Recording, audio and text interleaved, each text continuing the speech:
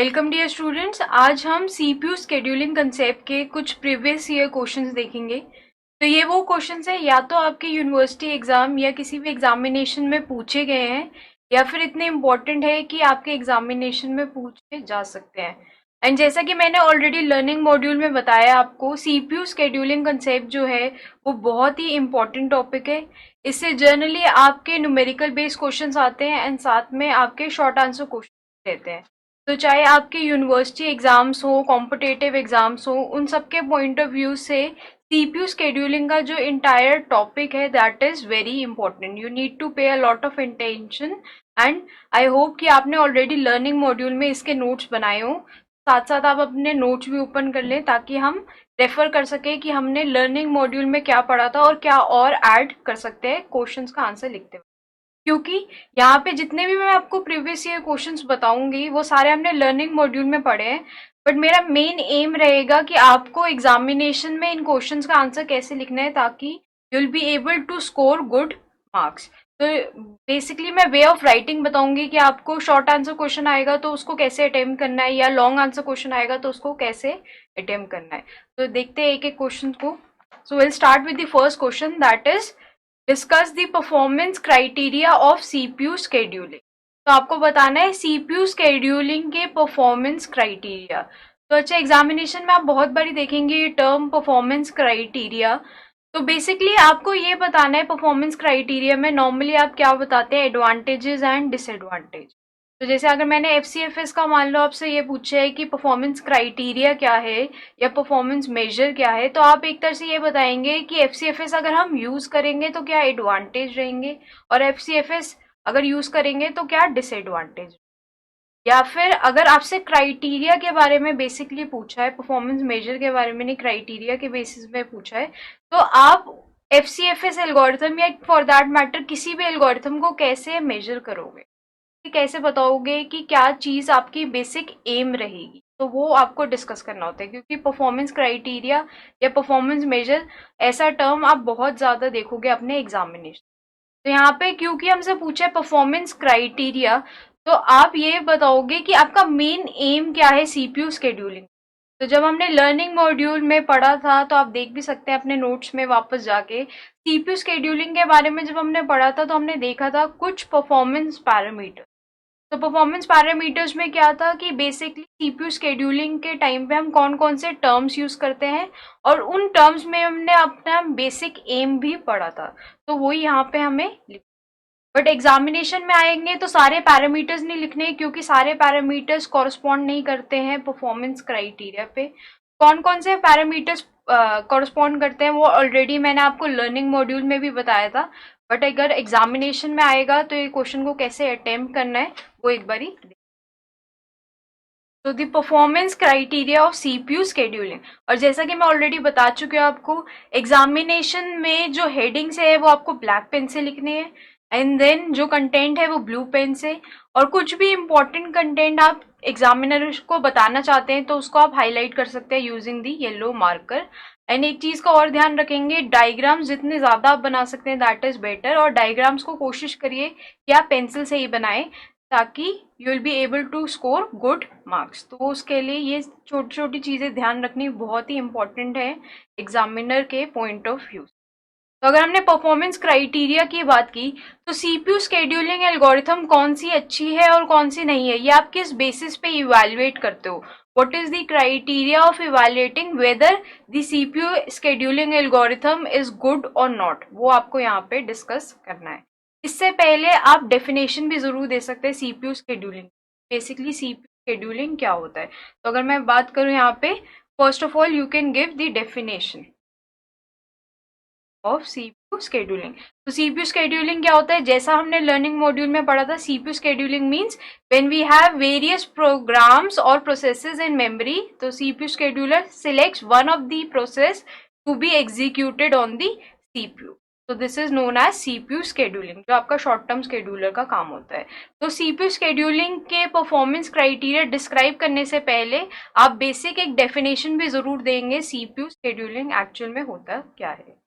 तो उसके बाद हम डिस्कस करेंगे परफॉर्मेंस क्राइटेरिया को। तो फर्स्ट परफॉर्मेंस क्राइटेरिया, जैसा कि हमने लर्निंग मॉड्यूल में भी पढ़ा था, that is fairness. So that means CPU scheduling algorithm should be fair to all the jobs. वो डिस्क्रिमिनेट नहीं करना चाहिए to different types of job. अगर वो डिस्क्रिमिनेट करेगा तो कहीं ना कहीं स्टार्वेशन का इशू रहेगा. So one of the criteria is it should be fair to all. And जैसा कि हमें पता है, यहाँ पे आप एग्जाम्पल भी जरूर दे सकते हैं. एग्जाम्पल की बात हमने लर्निंग मॉड्यूल में बाद में करी है, बट यहाँ पे हम परफॉर्मेंस क्राइटेरिया लिख रहे हैं. तो अब क्योंकि हमने सीपीयू शेड्यूलिंग का पूरा चैप्टर या पूरा लर्निंग मॉड्यूल देख लिया है, तो हम कहीं ना कहीं ये भी बात कर सकते हैं कि कौन सी एल्गोरिथम इस क्राइटेरिया को फुलफिल कर रही है. तो अगर हम फेयरनेस की बात करें, एग्जाम्पल FCFS इज फेयर.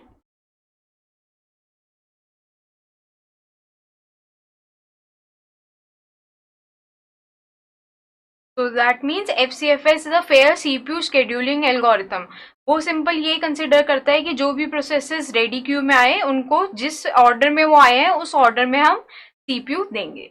तो that means it is fair to all the jobs. ये पहला क्राइटेरिया है कि हम कोशिश करेंगे कि CPU शेड्यूलिंग एल्गोरिथम फेयर हो. इसका मतलब ये नहीं है कि हम FCFS यूज करेंगे क्योंकि कहीं ना कहीं ये सबसे ज्यादा फेयर एल्गोरिथम है.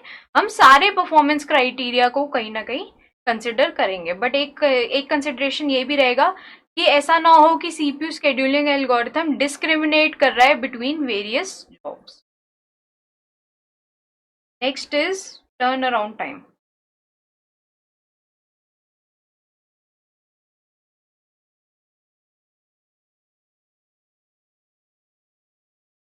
तो टर्न अराउंड टाइम क्या होता है? Turn around time is the time of completion of a job minus the arrival time. ये तो उसके फॉर्मूले की बात होगी. तो turn around time is the time that a job takes in executing the task that is assigned to it. तो हमें पता है, ये ऑलरेडी हमने लर्निंग मॉड्यूल में इसकी डेफिनेशन भी लिखी थी. यहाँ पे आप डेफिनेशन मेंशन करेंगे. It is the time a job takes for its completion. तो टर्न अराउंड टाइम बेसिकली होता क्या है? तो turn around time is completion time minus arrival. So this is one of the performance criteria. But यहाँ पे basic aim क्या रहेगा? जैसे हमने फेयर में तो बता दिया. फेयरनेस का मतलब ये है कि CPU scheduling algorithm should be fair to all the jobs. तो टर्न अराउंड टाइम हमारा ज्यादा होना चाहिए या कम होना चाहिए? हमारा बेसिक एम क्या है, क्राइटेरिया क्या है, वो भी हमें यहाँ पे मेंशन करना है. तो basically turn around time,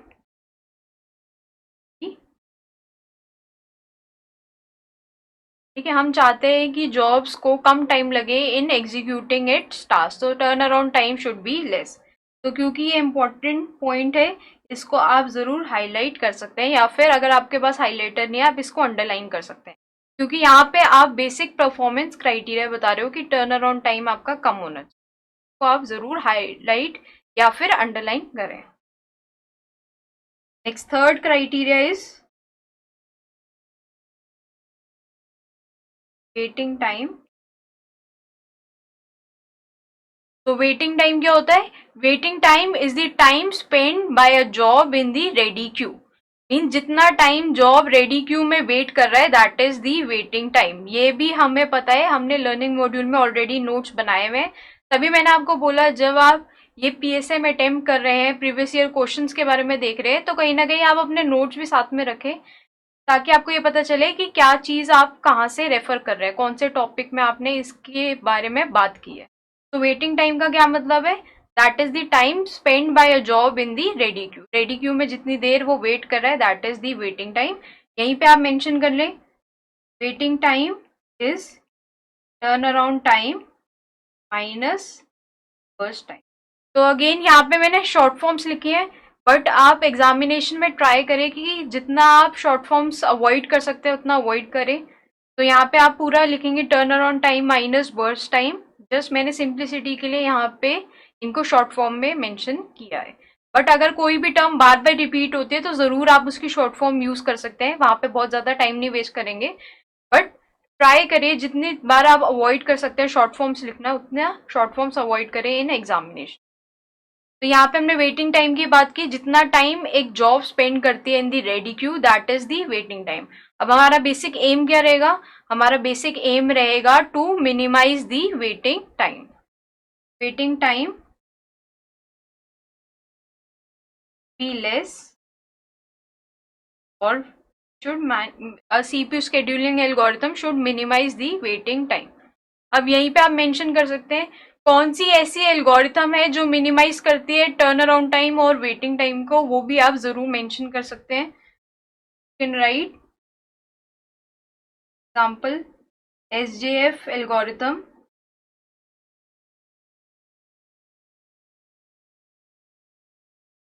turn around time. इसके बारे में हम ऑलरेडी लर्निंग मॉड्यूल में बात कर चुके हैं। So this is 3 criteria. Next criteria would be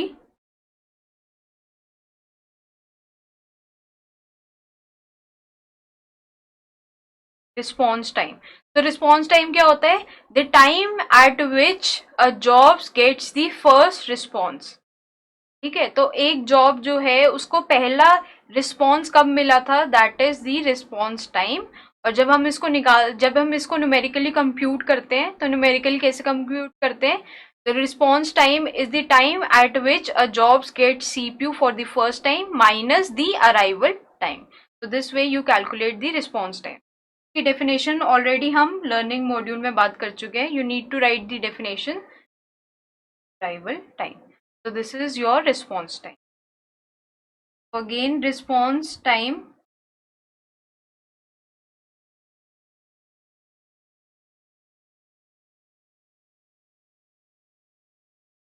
तो CPU scheduling एल्गोरिथम का एक और मेन एम ये भी रहेगा कि उसे कहीं ना कहीं रिस्पॉन्स टाइम को भी मिनिमाइज करना है। और अगर हम सारे CPU scheduling एल्गोरिथम्स की बात करें तो राउंड रॉबिन, तो हमें ये ऑलरेडी पता है राउंड रॉबिन एल्गोरिथम एक ऐसी एल्गोरिथम है जो इंटरैक्टिव सिस्टम्स में यूज होती है। एंड इंटरैक्टिव सिस्टम्स में वो इसलिए यूज होती है क्योंकि उसका रिस्पॉन्स टाइम भी कहीं ना कहीं सबसे कम रहता है। That is the response time, एक और परफॉर्मेंस क्राइटेरिया या basic aim CPU scheduling.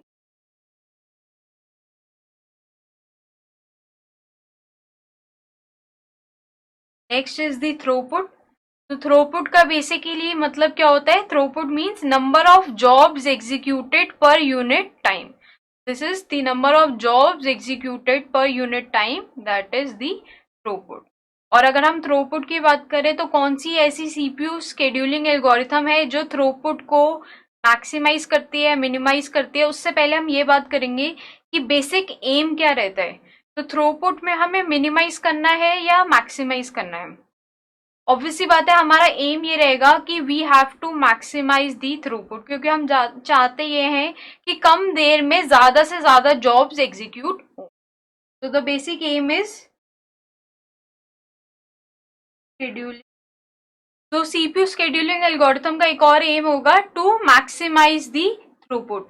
And again यहाँ पे शॉर्ट फॉर्म्स का ना यूज करके हम फुल फॉर्म में लिखेंगे इसको, should maximize the throughput. This is one of the aim। जैसे कौन सी एल्गोरिथम है जो मैक्सिमाइज करती है थ्रूपुट को? हमें ऑलरेडी पता है कि SJF और राउंड रॉबिन ऐसी एल्गोरिथम है जिनके लिए थ्रूपुट मैक्सिमम वैल्यू पे जाता है। दैट मीन्स एग्जाम्पल, तो इन दोनों के लिए थ्रूपुट वैल्यू जो है वो कहीं ना कहीं ज्यादा रहती है। तो इन समरी बाद में आप जरूर एक टेबल भी बना सकते हैं। इन समरी आपका बेसिक एम क्या है कि आपकी जो CPU scheduling algorithm है should be fair, then you have to minimize the waiting time, minimize the turnaround time, minimize the response time, but at the same time maximize the throughput. तो ये performance criteria है CPU scheduling algorithm की। Means अगर आपको ये देखना है कि कौन सी CPU scheduling algorithm बेटर है और किस टर्म में बेटर है, तो इन टर्म्स में आप रिप्रेजेंट कर सकते हैं। जैसे अगर मैं ये बताऊँ in terms of response time सबसे बेस्ट एल्गोरिथम कौन सी होगी? Round robin. In terms of waiting time सबसे बेस्ट एल्गोरिथम कौन सी होगी? SJF। क्योंकि हम इनको अगर कंपेयर कर रहे हैं, एल्गोरिथम्स को बेसिकली हम कंपेयर कर रहे हैं, तो किस बेसिस पे कंपेयर कर रहे हैं? ये हमें पता चलेगा यूजिंग दी परफॉर्मेंस क्राइटेरिया। तो इन दिस वे सारे परफॉर्मेंस क्राइटेरिया आप जरूर लिखेंगे, उनकी डेफिनेशन इंपॉर्टेंट है, बट आपको क्राइटेरिया भी एक्सप्लेन करना है कि आपको उस वैल्यू को मैक्सिमाइज करना है या minimise. This way you have to attempt this question in the examination. इस रिकॉर्डिंग में थोड़ी सी मिस्टेक हो गई थी, सेकेंड क्वेश्चन में वापस से डिस्क्राइब कर रहा हूँ। So now we'll look at the second question, that is define the terms preemption and non-preemption। तो बेसिकली क्या होता है, जब स्टूडेंट्स अटेम्प्ट करते हैं इस क्वेश्चन को तो उनको बेसिक डेफिनेशन नहीं पता होती प्रीएम्पशन और नॉन प्रीएम्पशन की। और जहाँ तक लर्निंग मॉड्यूल में भी आपने देखा होगा, हमने ये कहीं ना कहीं डिफाइन किए थे कि टर्म्स का मतलब क्या होता है, बट इनको रिटन फॉर्मेट में नहीं लिखा था क्योंकि इनकी कोई स्टैंडर्ड डेफिनेशन नहीं। तो what happens is student simply write कि suppose SRTF is a preemptive algorithm and your FCFS is a non preemptive algorithm, और ऐसे ही एक्सप्लेन करके आ जाते हैं। बट जब आपको इन टर्म्स को डिफाइन करने के लिए लिखा है तो कहीं ना कहीं आपको इसकी डेफिनेशन देनी है, and every definition would be correct as far as कि आपका कंसेप्ट करेक्ट है। तो अगर आप इनकी डेफिनेशन अपने वर्ड्स में भी लिख के आते then too it is fine, क्योंकि इसकी कोई भी स्टैंडर्ड डेफिनेशन नहीं। बट हमको ऑलरेडी लर्निंग मॉड्यूल से पता है। जैसे अगर मैं आपको बोलूँ व्हाट इज प्रीएम्पशन, तो प्रीएम्पशन का मतलब क्या होता है, if a process is running on the CPU then you can take the CPU away from that running process and give it to some other process. So that is one of the definition of preemption।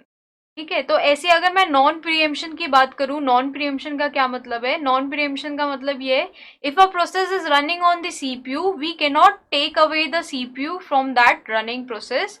और इस definition को मैं ऐसे भी बोल सकती हूँ, if a process is running on the CPU then it will leave the CPU voluntarily, वो खुद से ही CPU छोड़ेगा, we can not snatch away the CPU from that process. तो अगर आपका कंसेप्ट सही है, आप उसकी डेफिनेशन के जो वर्ड्स यूज करें that can be different, that is no issue.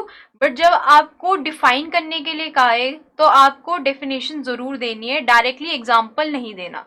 But एक चीज और ध्यान रखनी है, जब भी आप डेफिनेशन लिखें किसी भी टर्म का तो साथ में एग्जाम्पल देना बहुत जरूरी है टू सपोर्ट दैट डेफिनेशन। से क्या होता है, अगर डेफिनेशन के कुछ वर्ड्स में प्रॉब्लम है then too it is fine, कहीं ना कहीं आपने एग्जांपल से ये बताया कि आपको कंसेप्ट पता है कि कौन सा प्रीएम्पशन है और कौन सा नॉन प्रीएम्पशन। तो आइए देखते हैं एग्जामिनेशन में ये अगर क्वेश्चन आता है तो आप इसको कैसे अटेम्प्ट करेंगे। तो नॉन प्रीएम्पशन का क्या मतलब है, when a process is running on the CPU, तो हम उससे CPU ले सकते हैं या नहीं ले सकते हैं, नॉन प्रीएम्पशन में हम CPU नहीं ले सकते। So that means when a process is running on the CPU, we cannot take the CPU from a running process and give it to another process. This is one definition.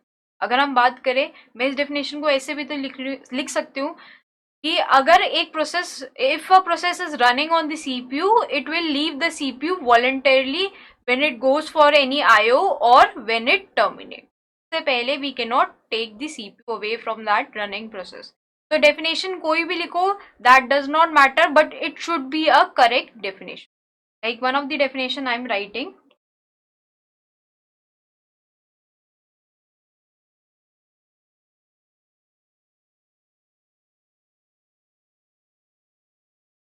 So that means एक definition मैंने यहाँ पे mention किया है, once a process starts executing it can not be halted, या फिर आप interrupted भी लिख सकते हैं, that is up to you.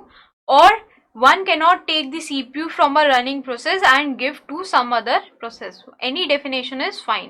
इसके अलावा भी अगर आपको कोई और डेफिनेशन लगती है then too you can write that definition. कोई स्टैंडर्ड डेफिनेशन की बात नहीं है, बट जब आपने डेफिनेशन दी तो कहीं ना कहीं आप एग्जाम्पल जरूर मेंशन करेंगे। So I'll write an example. Example, FCFS a non-preemptive algorithm.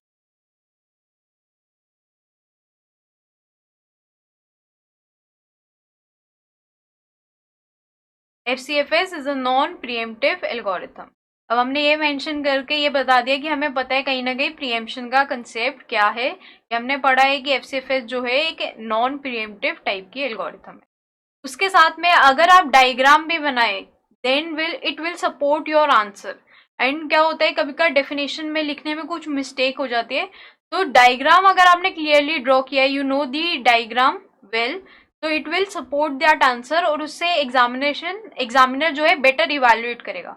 But एक चीज का और ध्यान रखना है, अगर आप डायग्राम के बारे में श्योर नहीं है 100% या 200% श्योर नहीं है, do not make any diagrams. क्योंकि उससे क्या होगा, अगर आपने टेक्स्ट सही भी लिखा है तब भी डायग्राम के बेसिस पे ऑटोमेटिकली आपके मार्क्स कट हो जाएंगे। तो अगर आप डायग्राम को लेके श्योर नहीं है, do not make such diagrams. But यहाँ पे नॉन प्रिएम्पशन का हम डायग्राम बना सकते हैं। तो यहाँ पे हमने इस डायग्राम में ये शो कर दिया है कि अगर कोई रनिंग प्रोसेस है तो या तो उसका काम खत्म होगा तो वो टर्मिनेट हो जाएगा, और else it will go for IO. उसके अलावा ऐसा नहीं है कि वो रनिंग से रेडी स्टेट में चला जाए बिकॉज ऑफ प्रिएम्पशन। तो वो रनिंग प्रोसेस जो है खुद से वॉलेंटरली ही सीपीयू को छोड़ेगा, या तो क्योंकि उसका काम खत्म हो गया दैट मीन्स वो टर्मिनेट हो गया, या फिर it is going for any IO. और यहाँ पे अगेन क्योंकि आपने एक इम्पॉर्टेंट पॉइंट मेंशन किया है कि एफसीएफएस जो है आपका नॉन प्रिएम्प्टिव एल्गोरिथम है, तो यहाँ पे आप इसको जरूर अंडरलाइन करें। एंड ये दो भी कंसेप्ट आप बता रहे हो कि जो रनिंग प्रोसेस है either it will go for IO और फिर it will complete it's task, सिर्फ दो ही चॉइसेस हैं उसके पास। तो दिस इज शोइंग नॉन प्रिएम्पशन, तो इसको भी आप अंडरलाइन जरूर करें। तो इस डायग्राम से क्या होता है, एग्जामिनर के पास कभी कभार टाइम नहीं होता to evaluate the whatever you have written in the text. तो इस डायग्राम से उसको क्लियर हो जाएगा कि you know that concept very well. This is non preemption. And अगर हम प्रिएम्पशन की बात करें,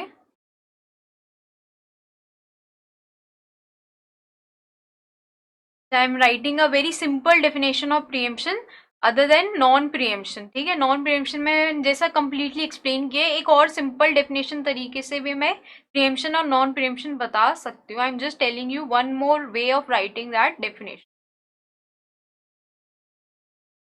तो preemption means when CPU can be taken away from a running process। Simple सी डेफिनेशन, अगर आप CPU ले सकते हो किसी रनिंग प्रोसेस से तो that means preemption. But here you can write some reasons. Reasons क्या होगा, एक तो because of quantum, shorter burst और हायर प्रायोरिटी। तो इन रीजंस की वजह से कहीं ना कहीं प्रिएम्पशन हो सकता है। और यहाँ पे आपने मेंशन किया एक सिंपल डेफिनेशन में कि प्रिएम्पशन होता क्या है, और उसके बाद example SRTF, round robin, आरसम,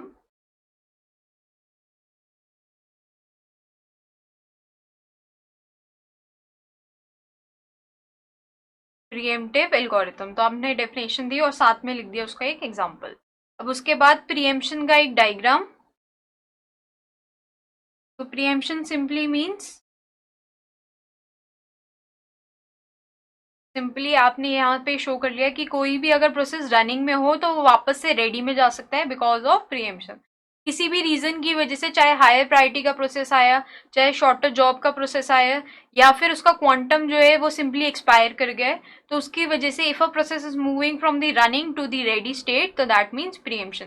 simple diagram से ये पता चल गया इवैल्यूएटर को कि you know what is preemption. साथ में because you have mention the preemptive algorithm, इसको भी कहीं ना कहीं आप अंडरलाइन कर सकते हैं। तो in this way I have shown कि जब आपको डेफिनेशन लिखनी है, डेफिनेशन लिखने के वेरियस वेज हैं, किसी भी तरीके से बस आपको कंसेप्ट को एक्सप्लेन करना है। बट डेफिनेशन के साथ बहुत इंपॉर्टेंट है कि आप एग्जाम्पल लिखें, और अगर आप डायग्राम सपोर्ट कर सकते हैं for your answer that is very good. But अगर आप डायग्राम के लिए श्योर नहीं है तो do not make any diagrams.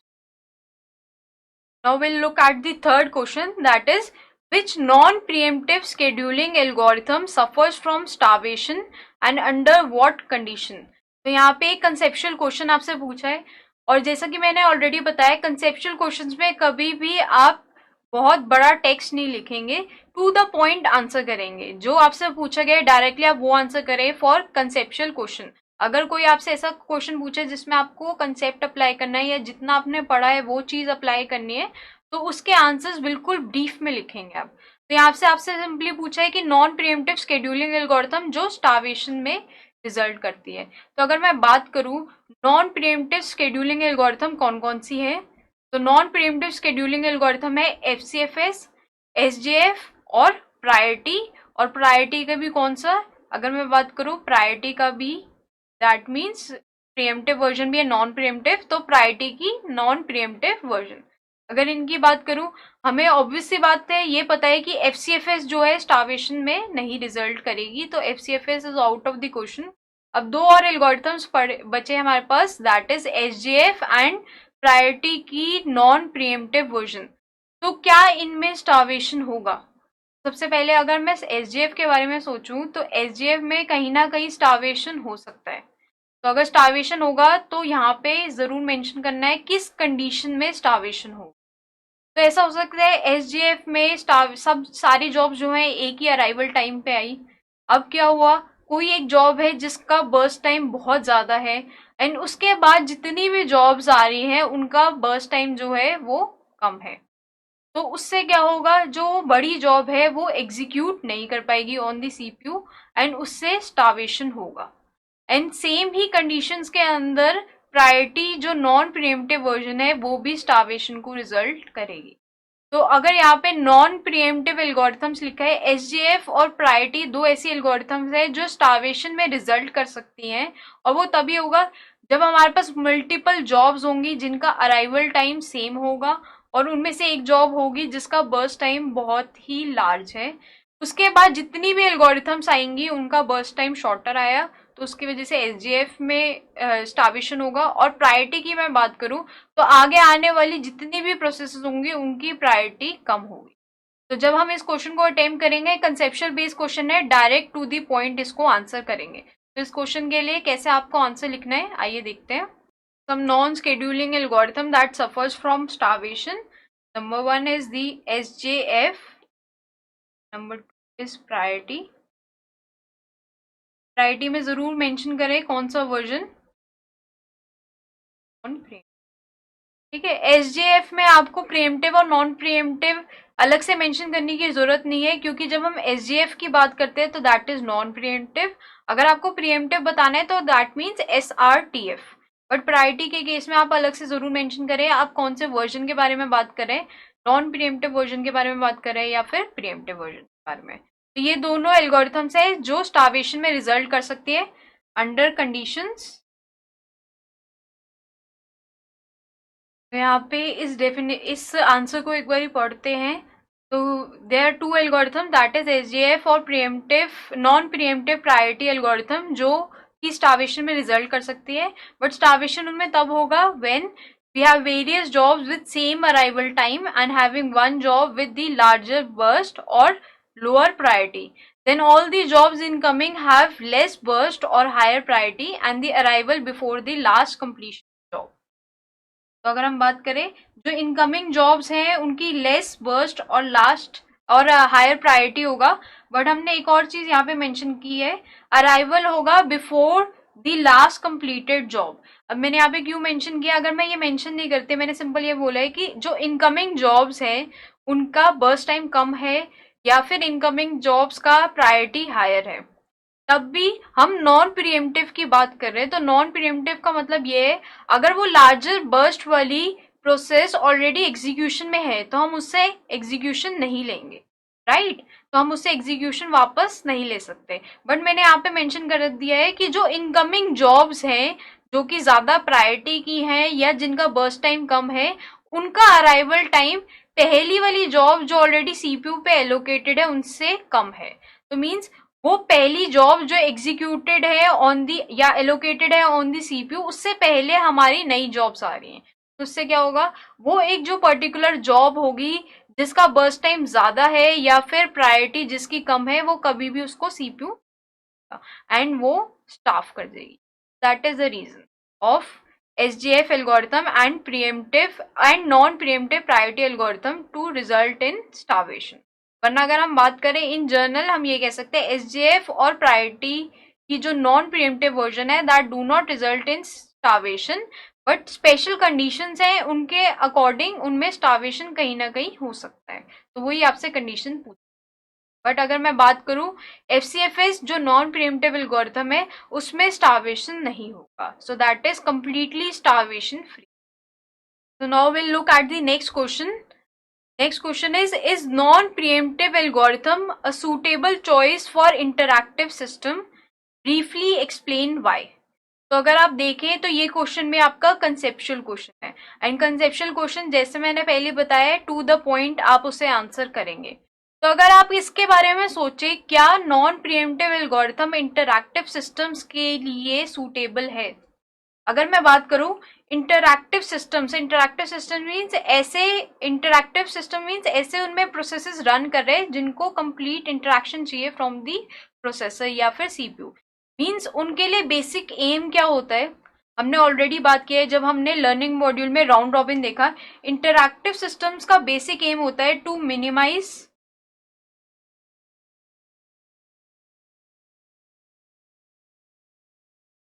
Response time. तो इसका मतलब हमें बेसिकली रिस्पॉन्स टाइम को मिनिमाइज करना है। क्यों? क्योंकि वो प्रोसेसेस डायरेक्टली इंटरैक्ट करे जा रहे हैं बार बार सीपीयू से, तो उन प्रोसेसेस को लगना चाहिए कि सीपीयू सिर्फ उनके लिए एलोकेटेड है। मीन्स यूजर को भी अगर मैं बताऊं तो कहीं ना कहीं उसको पता नहीं होना चाहिए कि जो सीपीयू है that is doing multiple task. एक इंटरैक्टिव एप्लीकेशन की अगर मैं बात करूं तो एडिटिंग की एप्लीकेशन है, जब हम एडिट कर रहे हैं या फॉर्मेट कर रहे हैं किसी भी डॉक्यूमेंट को, तो जो भी हम चेंजेस कर रहे हैं वो तभी होने चाहिए और रिफ्लेक्ट भी होने चाहिए ऑन दी स्क्रीन। अगर उनमें डिले आता है तो कहीं ना कहीं जो इंटरैक्टिव की एप्लीकेशन का कहीं ना कहीं जो बेसिक एम है वो हिंडर कर जाता है। तो इंटरैक्टिव सिस्टम्स का जो बेसिक एम रहता है that is to minimise average response time, कि हर एक यूजर को लगे कि सीपीयू डायरेक्टली उसी को ही एलोकेटेड है, या हर एक प्रोसेस को लगे कि सीपीयू डायरेक्टली उसको allocated. That is one of the aim of interactive system. Then एक और एम की अगर मैं बात करूं तो इंटरैक्टिव सिस्टम्स का एम होता है जो आपके क्रिटिकल जॉब्स हैं उनका भी जो वेटिंग टाइम है वो कम होना चाहिए। So that means minimize. So one of the other aim of interactive systems is to minimize waiting time of critical processes. कोई ऐसे प्रोसेसेस जो क्रिटिकल है टू द सिस्टम उनका वेटिंग टाइम भी कम होना चाहिए। तो इस क्वेश्चन को आंसर करने के लिए सबसे पहले आपको ये समझना चाहिए कि नॉन प्रीएम्प्टिव सूटेबल है या नहीं। उससे पहले आपको ये समझ में आना चाहिए कि इंटरैक्टिव सिस्टम के बेसिक एम क्या है। उसका एम है कि मिनिमाइज हो रिस्पॉन्स टाइम, और एक और एम है कि मिनिमाइज हो waiting time of critical process. अब आप सोचिए क्या नॉन प्रीएम्प्टिव एल्गोरिथम, जैसे मैं एग्जांपल लूं एफसीएफएस, वो इन दोनों क्राइटेरिया को फुलफिल करता है। क्या एफसीएफएस मिनिमाइज करता है रिस्पॉन्स टाइम को, या फिर एसएफएस जो है वो मिनिमाइज करता है वेटिंग टाइम को? तो अगर हम इसका आंसर देखें तो इसका आंसर इज नो। तो अब इसके बाद हम इस क्वेश्चन को अच्छे से आंसर कर सकते हैं, बट अगेन एकदम ब्रीफ में आंसर करना है। तो दैट मीन्स, तो फर्स्ट ऑफ ऑल आपने सिंपली आंसर कर दिया कि no, non preemptive algorithm is not a suitable choice for interactive systems. And उसके बाद सिंपली रीजंस मेंशन करेंगे। अगेन रीजंस हमें एकदम क्रिस्प एंड क्लियर है कि क्या रीजन होने चाहिए, तो उसको आप पॉइंट्स में मेंशन कर सकते हैं। Because of unpredictable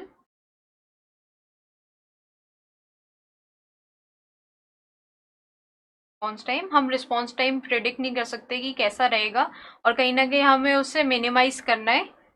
and next is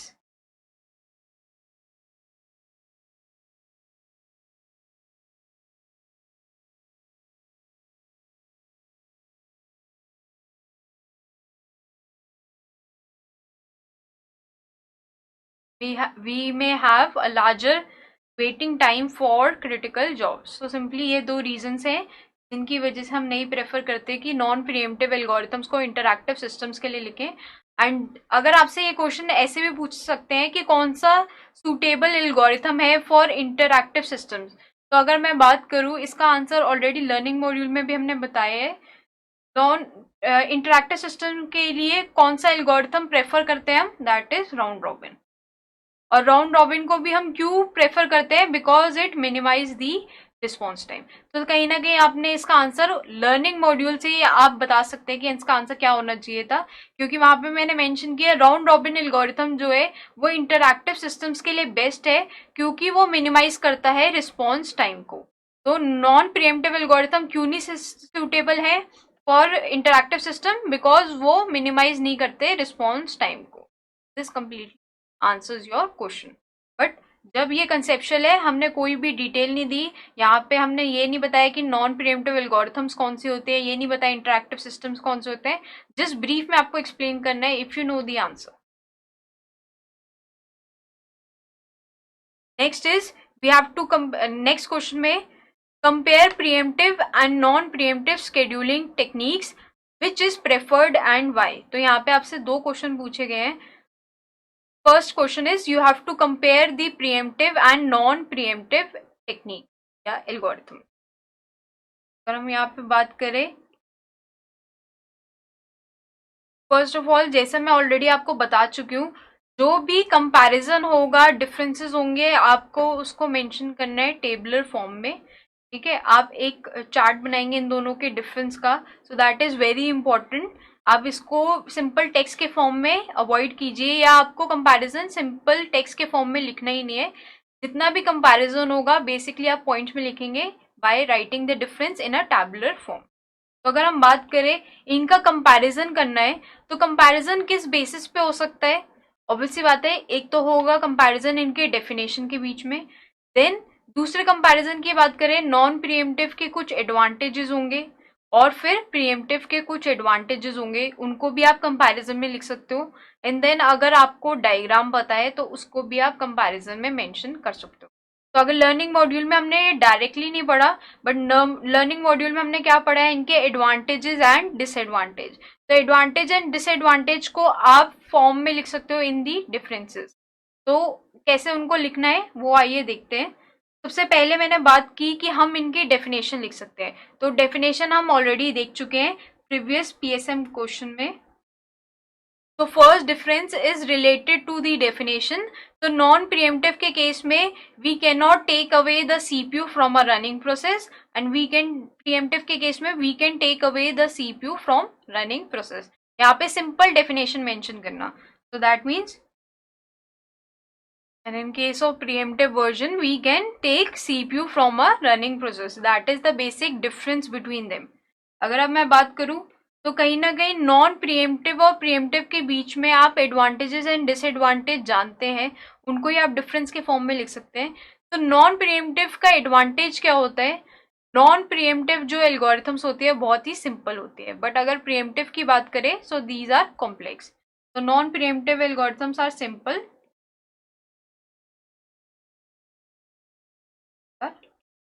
as compare to their non preemptive version, जो हम न्यूमेरिकल सॉल्विंग के वक्त भी देख चुके। These are simple and these are complex.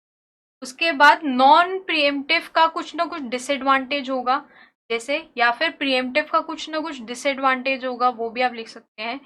तो अगर मैं नॉन प्रिएम्प्टिव के केस की बात करूं, स्टार्वेशन नॉन प्रिएम्प्टिव में होता है या नहीं होता? तो ज्यादातर हमने ये देखा है स्टार्वेशन जो होगा वो प्रिएम्प्टिव के केस में होगा। नॉन प्रिएम्प्टिव में हालांकि स्टार्वेशन हो सकता है, बट उसके लिए एक पर्टिकुलर सिनेरियो चाहिए।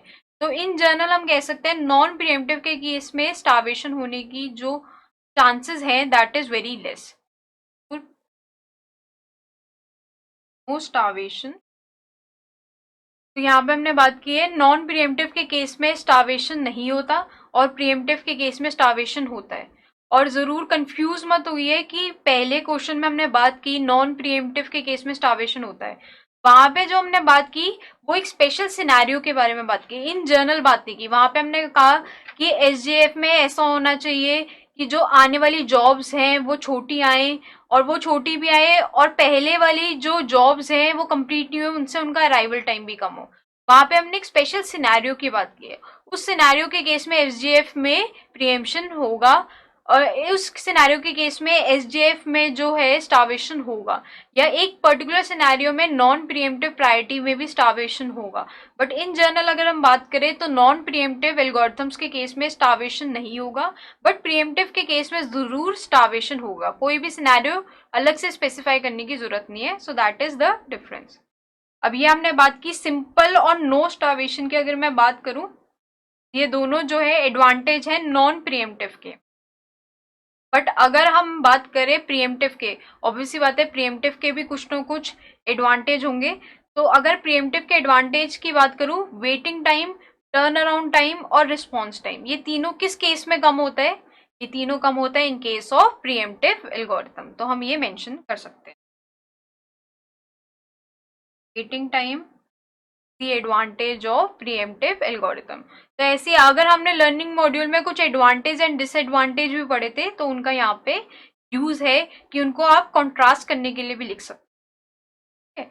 Next you can mention, obvious सी बात है, एग्जाम्पल। नॉन प्रीएम्प्टिव के केस में we have FCFS, SJF and priority का। Again you will mention the non preemptive version, priority के साथ मेंशन करना बहुत जरूरी है। देन नेक्स्ट इज एग्जाम्पल की अगर मैं बात करूं, प्रीएम्प्टिव के केस में SRTF, round robin and priority का। You can mention this. And lastly, you can draw the diagram. So I have not drawn the complete diagram क्योंकि इसके बारे में हम already learning module में भी बात कर चुके हैं. And then you can highlight the difference. Difference is only of this edge. ये edge जो है that is the difference. यहाँ पे there is no edge, only a single edge from ready to running. So this is way you can contrast the non-preemptive algorithm with the preemptive version. आप उसकी definition mention करें, example mention करें, diagram mention करें, then further advantages and disadvantage. अब यहाँ पे एक और क्वेश्चन लिखा है, which is preferred and why. तो नॉन प्रीएम्प्टिव प्रेफर करेंगे आप या प्रीएम्प्टिव? एक इंट्यूटिव आंसर है स्टूडेंट्स का कि प्रीएम्प्टिव वर्जन प्रेफर होगा। क्यों? क्योंकि turn around time, response time, और अगर मैं बात करूँ वेटिंग टाइम, ये सब कम हो जाता है और थ्रोपुट कहीं ना कहीं बढ़ जाता है। तो ये एक इंट्यूटिव आंसर है। बट यहाँ पे एक बात और सोचने की है कि क्या किसी केस में हम नॉन प्रीएम्प्टिव को भी प्रेफर कर सकते हैं? तो इस क्वेश्चन को देखते हैं। तो यू कैन राइट हेयर, तो usually preemptive algorithm is preferred and reasons would be, obviously बात है, minimize waiting time, turnaround time, response time and maximize। तो कहीं ना कहीं सारे जो परफॉर्मेंस क्राइटेरिया है उसको फुलफिल करता है, except that fairness part. Fairness part को हम इस बारे में बात नहीं कर सकते प्रीएम्प्टिव के केस में, बट मिनिमाइज कर रहा है waiting time, turn around time, response time and maximize कर रहा है थ्रूपुट। तो इसके बारे में जरूर हम मेंशन करें। तो this is the simple intuitive answers जो स्टूडेंट्स देते हैं। बट यहाँ पे एक बात जरूर सोचने की है कि क्या नॉन प्रीएम्प्टिव एल्गोरिथम भी प्रेफर होते हैं? किसी केस में आप सोच सकते हैं कि नॉन प्रीएम्प्टिव एल्गोरिथम प्रेफर हो रहे हैं। जैसे बैच प्रोसेसिंग में तो हमें पता है कि जॉब्स जो है वो नॉन प्रीएम्प्टिव वे में ही कंसिडर होते थे। बट क्या अब की भी ऑपरेटिंग सिस्टम में कोई ऐसी जॉब्स हैं जो नॉन प्रीएम्प्टिव ही होती हैं? तो अगर इस क्वेश्चन के लिए तो इतना भी अगर आप लिखेंगे तो that is enough. But for your knowledge, या फिर हो सकता है एग्जामिनेशन में ऐसा भी क्वेश्चन आ जाए कि किस केस में non preemptive algorithms are preferred over the preemptive algorithms, तो उसके आंसर के लिए तो non preemptive algorithms are preferred when processes run in the kernel mode। क्यों? क्योंकि जब processes kernel mode में काम करते हैं तो we do not want any interruption, हम external interruption नहीं चाहते। तो उस केस में हम क्या करेंगे, वो नॉन प्रीएम्प्टिव के केस में काम करेगा। तो जब तक वो जॉब एग्जीक्यूट हो रही है कोई और जॉब उसको इंटरप्ट नहीं करती।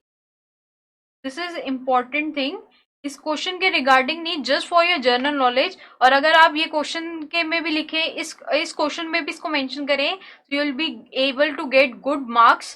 क्योंकि यहाँ पे इससे हमारे को क्वेश्चन में ये पूछा था कि कौन सा प्रेफर करते हैं। तो प्रेफर कौन से एल्गोरिथम को कर रहे हैं, that also depends on the scenario. तो यूजुअली तो प्रीएम्प्टिव एल्गोरिथम ही प्रेफर होती है, बट नॉन प्रीएम्प्टिव भी हो सकती है जब हम कर्नल मोड में काम कर रहे हैं। तो यहाँ पे आप ये भी मेंशन करेंगे, and this tells how strong your concepts are. अगर आपको ये पता है तो इसका मतलब आपने ये जरूर इस बारे में सोचा है कि हम नॉन प्रीएम्प्टिव और प्रीएम्प्टिव के बारे में पढ़ रहे हैं, तो कहीं ना कहीं नॉन प्रीएम्प्टिव एल्गोरिथम्स भी यूज हो रही होंगी। तो वो कौन सी सिचुएशन है जहाँ पे हम नॉन प्रीएम्प्टिव एल्गोरिथम का यूज कर रहे हैं? तो नॉन प्रीएम्प्टिव एल्गोरिथम का यूज हम तब करते हैं जब प्रोसेसेस कर्नल मोड में काम करते हैं, क्योंकि उस केस में we do not want any interruption. और अगर प्रीएम्प्टिव एल्गोरिथम चल रही होगी तो इंटरप्शन आ सकता है, बट नॉन प्रीएम्प्टिव के केस में इंटरप्शन नहीं आएगा। So this is a very important point. तो कंसेप्शुअल क्वेश्चन है, उसका डायरेक्ट आंसर हम करेंगे। Next is next question is categorize the CPU scheduling algorithm and explain the non preemptive algorithms. आपको क्या करना है, यहाँ पे कैटेगराइज करना है सीपीयू शेड्यूलिंग एल्गोरिथम का। किस बेसिस पे कैटेगराइज हो सकते हैं? ऑब्वियसली बात है, on the basis of preemption and non preemption. उसके बाद आपको सिर्फ नॉन प्रीएम्प्टिव एल्गोरिथम्स को एक्सप्लेन करना है। यहाँ पे इस क्वेश्चन में ये पूछा गया है।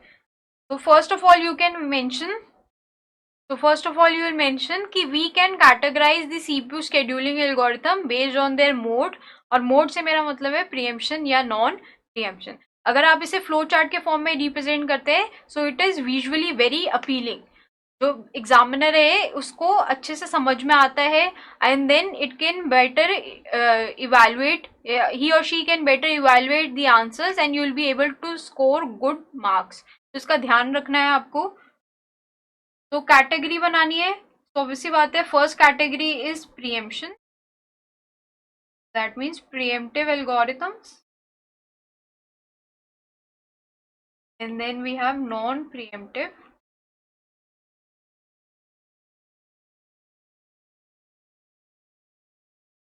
एल्गोरिथम्स। ठीक है, ये दो कैटेगरी आपने बनाई है बेस्ड ऑन देयर मोड।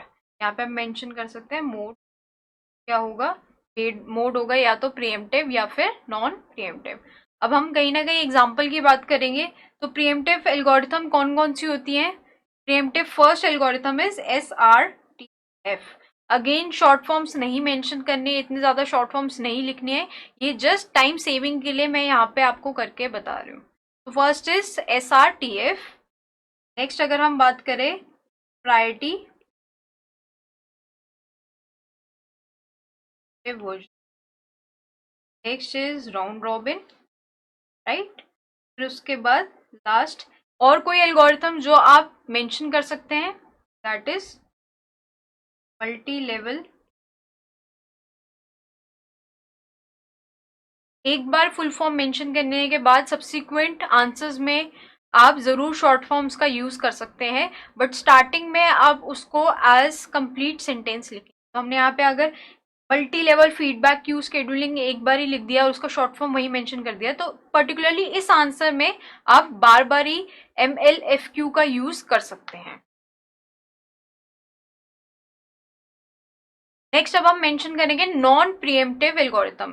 तो first non pre-emptive is FCFS, next is SJF, third is that is the non preemptive algorithm. और उसके बाद जो आपको एक्सप्लेन करनी है that is only these algorithm. आपको अपने टेक्स्ट में FCFS के बारे में, SJF के बारे में और प्रायोरिटी जो नॉन प्रीएम्प्टिव वर्जन है उसके बारे में एक्सप्लेन करना है। नाउ दिस डिपेंड्स ऑन कितनी एक्सप्लेनेशन आपको देनी है, that depends on the marks. अगर ये आपका 4 to 5 मार्क्स का है तो then simple definition would be more than enough for this FCFS, SGF and priority based scheduling algorithm.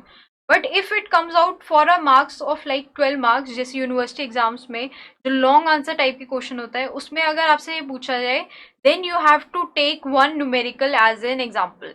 कोई भी एक आप न्यूमेरिकल लें, सिंपल सा न्यूमेरिकल हो सकता है। FCFS में हम क्या करेंगे, कुछ जॉब्स को हम स्केड्यूल करेंगे based on the arrival time और उनका खुद से बर्स्ट टाइम लेंगे और कहीं ना कहीं उसका एवरेज टर्न अराउंड टाइम और एवरेज वेटिंग टाइम कैलकुलेट करेंगे। सेम वे हम उसी सेम स्केड्यूल का SGF कैलकुलेट कर सकते हैं। SGF से हम वो कैलकुलेट करेंगे उसका क्या वेटिंग टाइम होता है, टर्न अराउंड टाइम होता है, एंड प्रायोरिटी जो नॉन प्रीएम्प्टिव वर्जन है वो भी करेंगे। But that will do only if it is of long answer type, that is of 10 to 12 marks, तब आप इतना ज्यादा डिटेलिंग प्रोवाइड करोगे। बट 4 to 5 मार्क्स है, सिंपल आप डेफिनेशन दे सकते हैं एंड साथ में अगर कुछ एडवांटेजेस एंड डिसएडवांटेज होंगे हम उनको मेंशन कर सकते हैं। तो मैं ये एक्सप्लेन करूंगी जब 4 to 5 मार्क्स का आए तो आपको ये क्वेश्चन को कैसे अटेम्प्ट करना है। जब 12 मार्क्स का या 6 मतलब बहुत ज्यादा मार्क्स का अगर ये क्वेश्चन आएगा तब तो कहीं ना कहीं आपको एक न्यूमेरिकल लेना है और उसको सॉल्व करना है। तो अगर हम बात करें जब ये 6-7 मार्क्स का भी आता है, 5-6-7, that depends on the examination, कौन सी यूनिवर्सिटी में पूछा गया है, कौन सा टाइप की यूनिवर्सिटी है, तो उसके बेसिस पे मार्क्स का जो कैटेगरी होती है वो डिवाइड होती है। बट जब आके 4 to 7 का रेंज होता है तो आपको इस क्वेश्चन को कैसे आंसर करना है। तो अगर मैं एफसीएफएस की बात करूं, सबसे पहले आप लिखेंगे इसकी डेफिनेशन। तो डेफिनेशन में ऑब्वियसली बात है, डेफिनेशन मीन्स, जैसे मैंने सिंपल लर्निंग मॉड्यूल में, अगर आपने नोट्स खोले होंगे तो आप देख सकते हैं एफसीएफएस में मैंने एक सिंपल डेफिनेशन ये भी लिखी थी कि यहाँ पे क्राइटेरिया क्या होता है। Criteria is the arrival time, means arrival time के बेसिस पे हम स्केड्यूल करते हैं। तो यहाँ पे आप इसको डेफिनेशन पूरा सेंटेंस फॉर्म में भी लिख सकते हैं। In FCFS scheduling algorithms the processes are scheduled based on their arrival time. That means the process that come first will be scheduled first. So that is the simple definition. उसके बाद यहाँ पे आप जरूर मेंशन करेंगे convoy effect का। तो convoy effect means FCFS suffers from the convoy effect, क्योंकि ये इसका डिसएडवांटेज है। तो it suffers from the convoy effect, that means because of a longer job that is scheduled on the CPU, the waiting time of shorter jobs will suffer. तो ये आपका होता है कॉन्वॉय इफेक्ट। तो हमने एफसीएफएस की बात की डेफिनेशन, और एफसीएफएस में एक इंपॉर्टेंट पॉइंट था कॉन्वॉय इफेक्ट का, तो वो भी हमने मेंशन किया। नेक्स्ट हम एडवांटेज की बात करेंगे। तो एडवांटेज क्या होगा, ऑब्वियसली बात है, it is simple and intuitive. ये ऑब्वियसली बात है, ऐसा ही होना चाहिए। तो it is simple and intuitive. And disadvantage की बात करेंगे, that means more waiting time, turn around time and response time. And one disadvantage is obviously बात है आपका कॉन्वॉय इफेक्ट। तो अगर ये कम मार्क्स में आए तो आपको न्यूमेरिकल खुद से लेके सॉल्व करने की जरूरत नहीं है, बट 10 to 12 मार्क्स में अगर ये क्वेश्चन आता है, जो कि आपका आ सकता है, तो उस केस में आप एक न्यूमेरिकल भी इसको लेंगे यहाँ पे, और उसका एवरेज वेटिंग टाइम और average turn around time calculate करेंगे।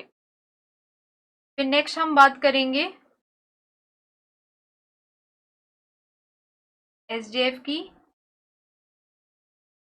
सबसे पहले हम मेंशन करेंगे इसकी डेफिनेशन। तो डेफिनेशन वही रहेगी, the jobs will be scheduled based on the burst time, the job that is having shorter burst time will be scheduled first. Simple definition. फिर कहीं ना कहीं एसडीएफ के बारे में अगर आपको डिस्क्राइब करना है, so you can right how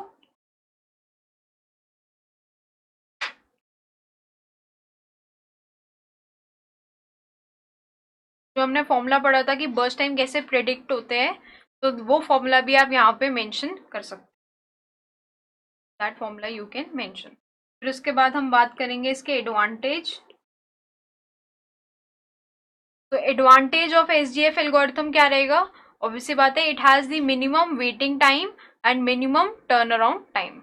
SDF की बात करें, has time and turn around, that is the advantage of SDF algorithm.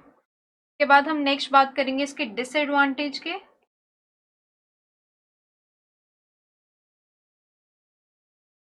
तो अगर हम एसडीएफ की बात करें तो एसडीएफ का डिसएडवांटेज क्या है, it is not a practical algorithm. जैसा कि ऑलरेडी मैंने आपको लर्निंग मॉड्यूल में बताया है, ये प्रैक्टिकल नहीं है, क्योंकि हम बर्स्ट टाइम को कैसे बता सकते हैं, कोई प्रोसेस मेमोरी में आया है तो उसको कितनी देर सीपीयू चाहिए, इट कैन नॉट टेल। तो हो सकता है वो ओवर एस्टिमेट भी करे, तो कहीं ना कहीं हमें प्रिडिक्ट करना पड़ता है बर्स्ट टाइम को। That means it is not a practical algorithm.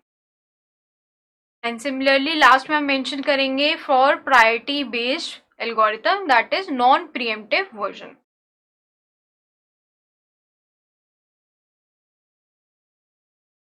तो अगर हम बात करें प्रायोरिटी बेस्ड जो नॉन प्रीएम्प्टिव वर्जन है, उसका बेसिक क्राइटेरिया होता है for scheduling, that is the priority of jobs.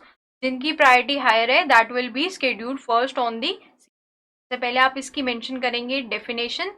फिर कहीं ना कहीं आप ये भी मेंशन कर सकते हैं कि जो प्रायोरिटी की स्केड्यूलिंग एल्गोरिथम है that can suffer from starvation, चाहे नॉन प्रीएम्प्टिव हो या प्रीएम्प्टिव हो।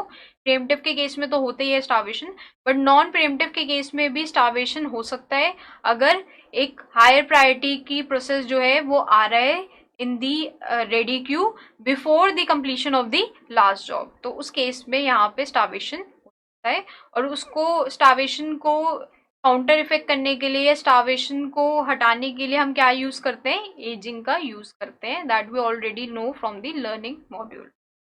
इसके बाद हम मेंशन करेंगे एडवांटेज। तो प्रायोरिटी बेस्ड एल्गोरिथम का एडवांटेज क्या है? This scheduling algorithm is most common algorithm क्योंकि it gives priority to the more critical job. तो अगर ये बात करें तो this algorithm is the basis of the all the algorithm that is being used, as well as this algorithm is most popular algorithm amongst the other algorithms. It is, so that is the advantage of priority based algorithm. और अगर हम disadvantage की बात करें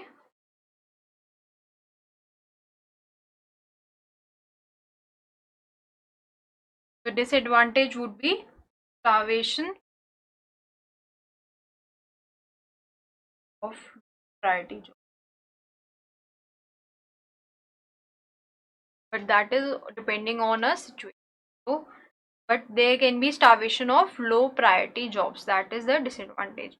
तो अगर आपका ये इतने मीडियम रेंज के क्वेश्चंस में आता है जिसमें रेंजिंग फ्रॉम 4 to 7, तो वहां पे आपको क्या करना है, इनकी डेफिनेशन लिखनी है, देन एडवांटेज और डिसएडवांटेज, एंड पर्टिकुलरली कोई कंसेप्ट है उस एल्गोरिथम से रिलेटेड तो वो भी आपको मेंशन करना है। बट अगर ये 10 to 12 मार्क्स में आता है जो कि ज़्यादातर यूनिवर्सिटी एग्जामिनेशन में पूछा जाता है, तो उस केस में आपको एक न्यूमेरिकल लेना है और उसको सॉल्व करना है using the average waiting time and average turn around time. उस केस में इतनी explanation is not more than enough, उस केस में आपको न्यूमेरिकल जरूर सॉल्व करना होगा। So now we'll look at the next question, that is write short notes on response time, turnaround time, burst time, average waiting time and then the arrival time। तो इनके बारे में short notes लिखने हैं। Already learning module में हम इनकी definition लिख चुके हैं, हम वापस से उसको नहीं लिखेंगे, but I will tell you how to write this question. सबसे पहले फर्स्ट टर्म इज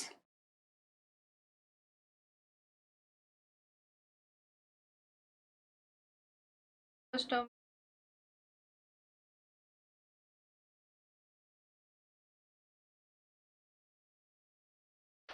तो रिस्पॉन्स टाइम की डेफिनेशन क्या थी? Response time means the time that a job takes after its submission to get the first response or to get the CPU for the first time।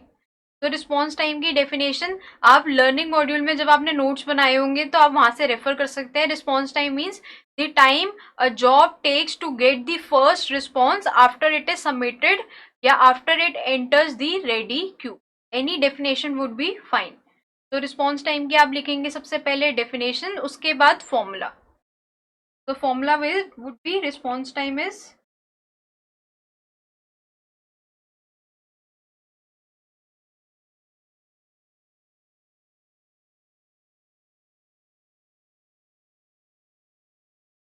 The formula of response time, and then you can mention कि हमारा basic criteria क्या है।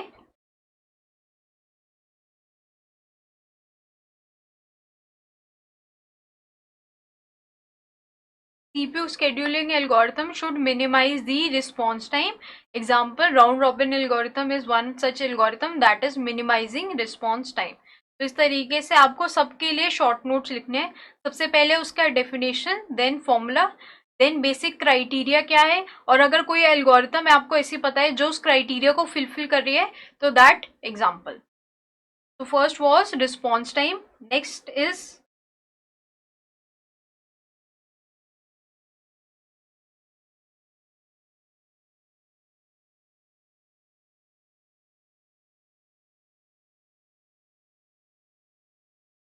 Turn around time. तो turn around time जैसे हमें already definition पता है, it is time between the submission of a job till its completion. कितना टाइम लग रहा है to do that particular task, that is the turn around time. Then we have to write the formula, turn around time completion time minus the arrival time, that is the regarding turnaround time, and then criteria would be minimize turnaround time। Example आपका AF algorithm, that is minimizing the turn around time. तो इस तरीके से आप सारे answers लिखेंगे, इस तरीके से आप सारे आंसर्स लिखेंगे। आगे की जितनी भी मैं शॉर्ट नोट्स लिख रही हूँ that is in very brief form, but first definition जैसे मैंने मेंशन किया उसी तरीके से आप इनको लिख सकते हैं।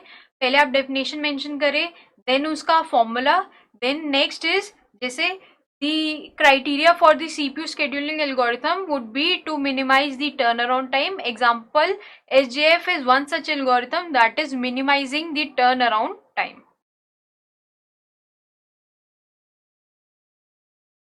Next definition is burst time.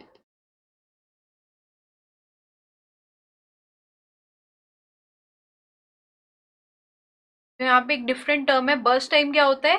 Time that a process needs to be executed on the CPU. कितना टाइम एक प्रोसेस को सीपीयू का चाहिए, that is the burst time. That means the definition would the time that a process requires to be executed on the CPU. जितना उसको CPU का time चाहिए, that is the burst टाइम. अब इसका कोई फॉर्मूला नहीं होता, कोई परफॉर्मेंस क्राइटेरिया नहीं होता. That is simple definition of a burst time. Fourth term is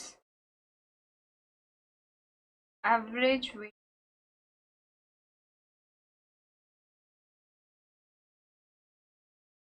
तो सबसे पहले एवरेज वेटिंग टाइम के लिए we have to write the definition for waiting time. Waiting time is the time a process spends in the ready queue. जितना time वो wait करने के लिए कर रहा है, उतना उसका वेटिंग टाइम होता है. और वो वेट, एक प्रोसेस वेट कहाँ करता है? Ready queue. So that means waiting time is the time a process spends in the ready queue. That is the waiting time. Next is formula of average waiting time. अब यहाँ पे आप जरूर ध्यान दीजिए, क्योंकि मैक्सिमम स्टूडेंट्स क्या करते हैं, वेटिंग टाइम का फॉर्मूला लिख लेते हैं. वेटिंग टाइम का उनको फॉर्मूला पता है और वही मेंशन करके आते हैं. बट यहाँ पे आपसे टर्म पूछिए एवरेज वेटिंग टाइम, तो यहाँ पे कंफ्यूज नहीं होना. सबसे पहले आपको लिखना है वेटिंग टाइम क्या होता है. तो waiting time is turn around time minus burst time. ना तो हमें ऑलरेडी पता है वेटिंग टाइम होता है turn around time minus burst time. But यहाँ पे इस आंसर को नहीं छोड़ना. You have to write the formula for average waiting time. You can write it. It is summation of waiting time of I, and summation is for all the processes on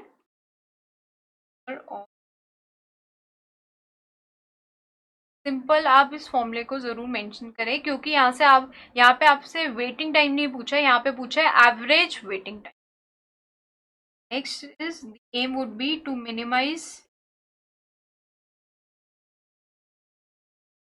SGF algorithm, that is minimizing the average waiting time. यहाँ पे आप SRTF के बारे में भी लिख सकते हो. This is also one of the algorithm that is minimizing the average waiting time. Fifth and the last term is the arrival time.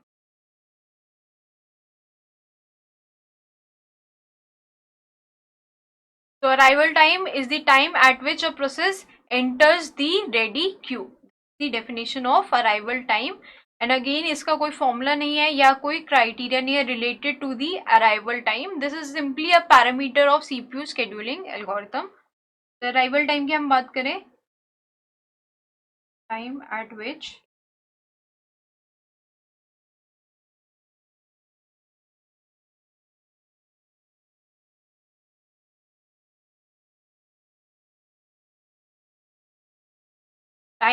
a process enters the ready queue. So in this way you have to write all the definition, and after doing so many questions you can realize that what all you have to mention whenever you get a definition. तो अगर CPU scheduling से related कुछ भी terms आपको define करने के लिए आते हैं तो आप उसकी डेफिनेशन दीजिए, फिर परफॉर्मेंस क्राइटेरिया बताएं, एंड अगर कोई scheduling एल्गोरिथम उसको सेटिस्फाई कर रहा है तो वो भी मेंशन करें इन दी एग्जाम्पल. तो डेफिनेशन के साथ एग्जाम्पल देना is a must. That is very important. ये एग्जामिनेशन पॉइंट ऑफ व्यू से आप जरूर ध्यान रखिए.